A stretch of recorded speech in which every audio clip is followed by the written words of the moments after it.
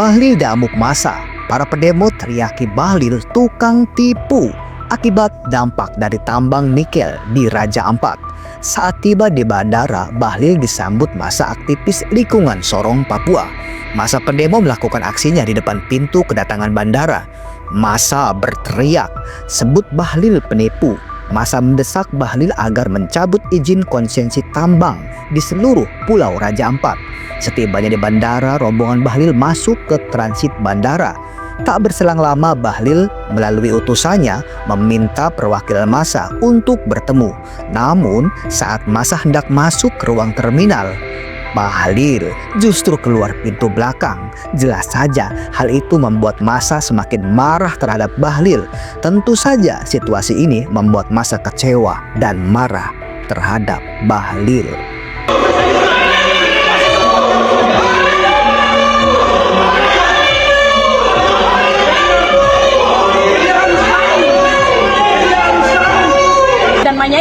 Mereka wajib menyampaikan aspirasi mereka secara langsung kepada Menteri Bahlil, tapi kemudian karena ini dihalang-halangi, mereka sudah masuk ke dalam, ternyata zong. Mereka ke dalam itu tidak menemukan Bahlil dalam hitungan detik. Hari ini menipu rakyat Indonesia, rakyat Papua, rakyat Raja Ampat.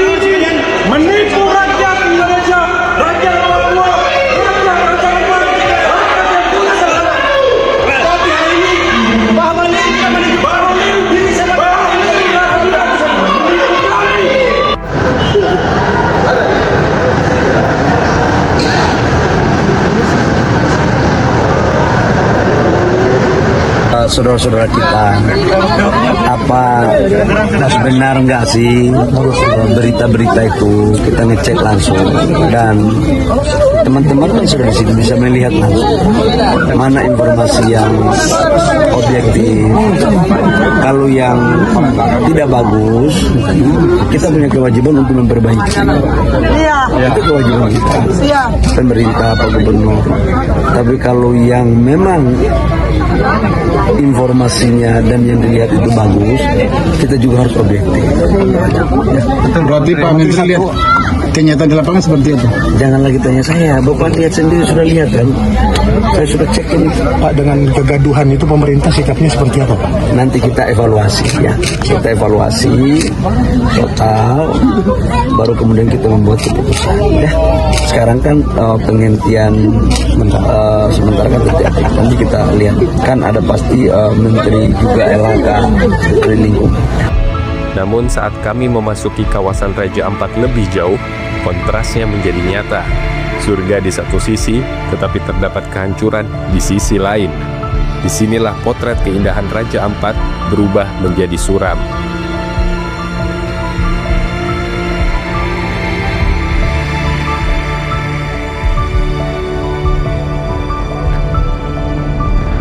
Sepintas aktivitas penambangan tampak samar, hampir tersembunyi. Dari kejauhan yang terlihat hanya hilir mudik kapal tongkang, tetapi pemantauan udara terlihat jelas inti pulau sedang digali. Pemandangan ini sungguh mengejutkan sekaligus memilukan. Pulau kecil yang dulunya masih alami, kini tampak rusak.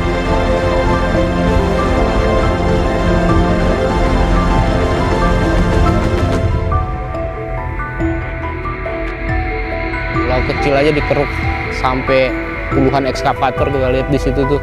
Ini gimana nih Raja Ampat nih? Ini bakal habis semua tuh karang-karang yang bagus di sini nih. Terus pulau ini bakal lenyap nih.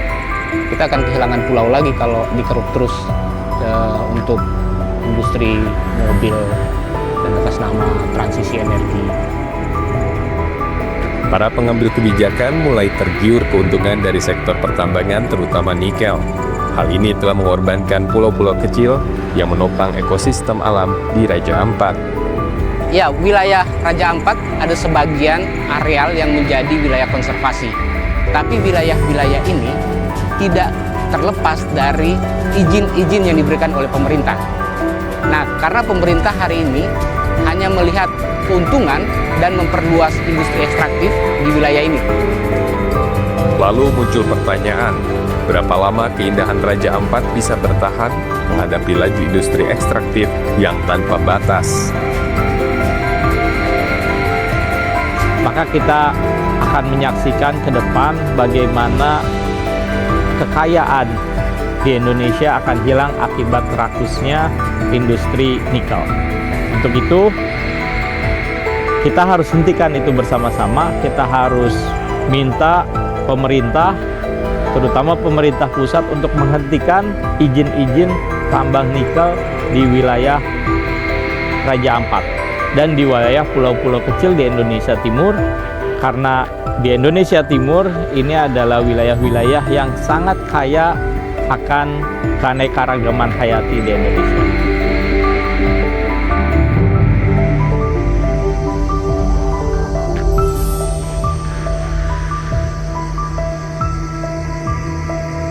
Pelayaran selanjutnya membawa kami ke Kabupaten Sorong Selatan untuk memotret perjuangan suku Tehit dalam mempertahankan tanah adat Nasaimos. Luas wilayah adat Nasaimos seluas 97.441 hektar membentang hingga ke bibir Sungai Kaibus dan muara laut. Wilayah ini telah menjadi incaran dari investasi berbasis lahan yang sebagian besar dulunya adalah bekas hak pengusahaan hutan untuk perusahaan kayu. Maka tidak heran letak yang strategis ini mengundang ancaman bagi kelangsungan hutan adat.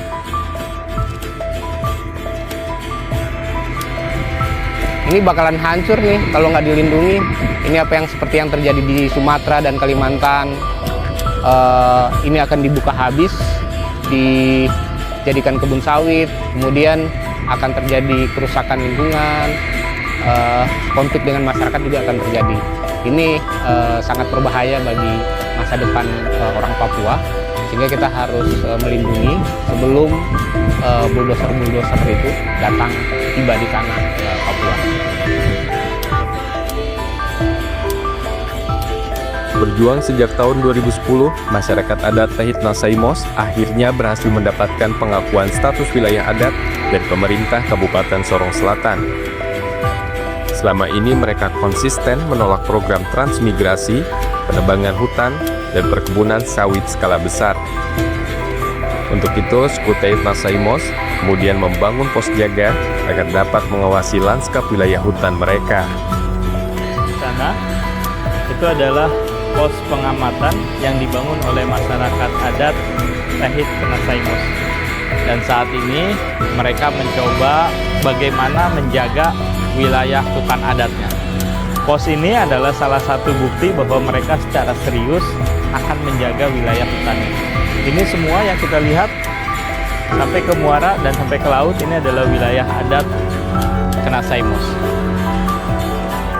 Pos ini fungsinya untuk kami menjaga potensi kita supaya tidak boleh ada pihak luar yang masuk. Ancaman di sini biasanya kami jauh dari pantai. Jadi masyarakat lain yang ada di dekat pantai, biasanya mereka mencari kita punya potensi laut yang ada di pantai kita. Demikian juga pohon hutan kami juga, ada yang juga bisa menebang kayu.